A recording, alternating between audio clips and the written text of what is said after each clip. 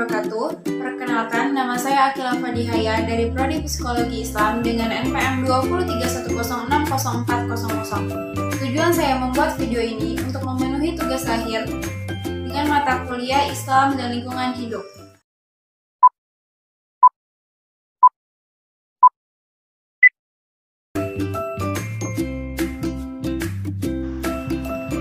Dalam beberapa kasus, perikanan ini dikelola dengan baik dan dapat menjadi sumber daya yang berkelanjutan. Namun, stok ikan adalah semakin terancam karena berbagai faktor termasuk peningkatan perikanan dan produk makanan laut. Metode penangkapan ikan yang lebih efisien, manajemen dan penegakan yang tidak memadai, dan kurangnya pilihan mata pencaharian alternatif. Metode penangkapan ikan yang merusak termasuk penggunaan bahan peledak untuk membunuh atau membuat ikan pingsan yang menghancurkan karang. Metode ini yang disebut penangkapan dengan peledakan atau dinamit, menghancurkan koloni karang dan membunuh jaringan karang pada koloni yang berdekatan. Karena penangkapan ini dengan ledakan terbatas pada bagian karang yang lebih dangkal, zona rentan ini dapat direduksi menjadi puing-puing oleh ledakan berulang, membuat pemulihan menjadi sulit atau tidak mungkin dan menghancurkan sebagian besar karang. Seperti yang tertera dalam Quran Surat Ar-Rum ayat 41 yang berbunyi, A'udzubillahiminasyaitonirrajim, Bismillahirrahmanirrahim. Dhaharul fasadu fil bari wal bahri bima kasabat aydin nasi liyudhikuhum ba'dal ladzi ya'milu la'allahum yarji'un. Shadaqallahul azim. Yang artinya, telah tampak kerusakan di darat dan di laut disebabkan karena perbuatan tangan manusia. Allah menghendaki agar mereka merasakan sebagian dari atau akibat perbuatan mereka, karena mereka kembali ke jalan yang benar.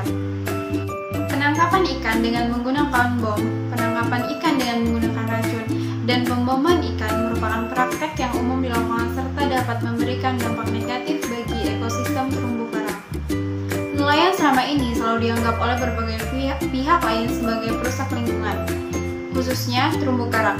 Beberapa jenis teknologi yang mereka gunakan untuk menangkap ikan tidak ramah lingkungan atau merusak lingkungan, atau unfriendly technology. Contohnya adalah bom ikan, potasium cyanida, atau bakar 2004. Fenomena yang banyak menarik perhatian berbagai pihak adalah nelayan menggunakan bom ikan karena dua alasan. Pertama, tingkat kerusakan yang ditimbulkan teknologi terhadap terumbu karang sangat signifikan. Dan kedua, sangat meningkatnya jumlah nelayan menggunakan bom ikan ini bersamaan dengan masa krisis ekonomi Indonesia. Dalam arti bahwa tingkat pendidikan yang semakin tinggi ternyata dapat mengurangi kegiatan pengeboman ikan. Penggunaan bom dalam kegiatan penangkapan ikan adalah kegiatan yang destruktif dan dapat merusak lingkungan perairan yang ada. Oleh karena itu, penggunaan bom dalam kegiatan penangkapan ikan harus ditangani secara serius agar potensi-potensi sumber daya ikan yang ada dapat lestari. Upaya meminimalisasi penangkapan ikan yang tidak ramah lingkungan dengan penggunaan bahan peledak atau bom dan racun cyanida. Aktivitas pemboman ikan berdampak negatif terhadap keseimbangan ekosistem laut. Selain itu, bom ikan juga sangat merugikan masyarakat, terutama masyarakat pesisir yang menggantungkan pemasukan dari sektor kelautan. Berikut ini adalah dampak negatif dari penangkapan ikan dengan menggunakan bom. Yang pertama, yakni banyak ikan mati sia-sia. Akibat dari ledakan bom tersebut, insang ikan sobek atau pecah sama sekali. Sebagian pingsan, sebagian lagi mati tercabik-cabik. Sebagian ikan tersebut mengambang, sebagian lagi tenggelam ke dasar laut.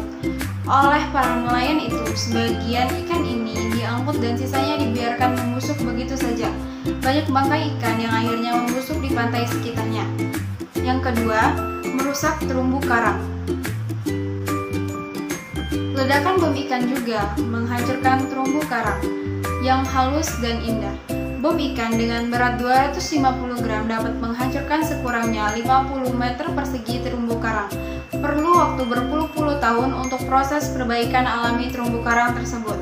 Satu bom ikan bisa meluluhlantahkan sekitar 50 meter persegi area terumbu karang. dalam satu hari.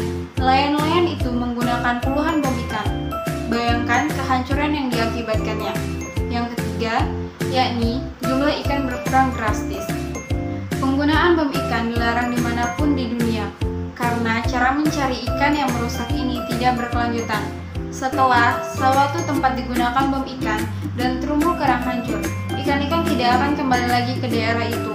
Nelayan-nelayan ini tidak berpikir bahwa menggunakan jalan pintas mencari ikan seperti ini, generasi selanjutnya akan menuai kemiskinan.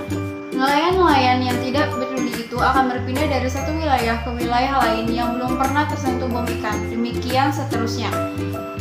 Dan yang terakhir yakni kehilangan penghasilan. Banyak wilayah dasar laut yang dulu menjadi tempat kunjungan wisata untuk kegiatan diving dan snorkeling. Akhirnya kehilangan daya tariknya karena terumbu karangnya rusak dan tidak ada lagi ikan-ikan yang indah. Nelayan kehilangan nafkah karena tidak ada ikan. Masyarakat yang lain tidak mendapatkan penghasilan karena para wisatawan tidak lagi datang ke tempat itu. Baik, sekian dari saya. Mohon maaf apabila ada pengucapan kata yang salah. Wassalamualaikum warahmatullahi wabarakatuh.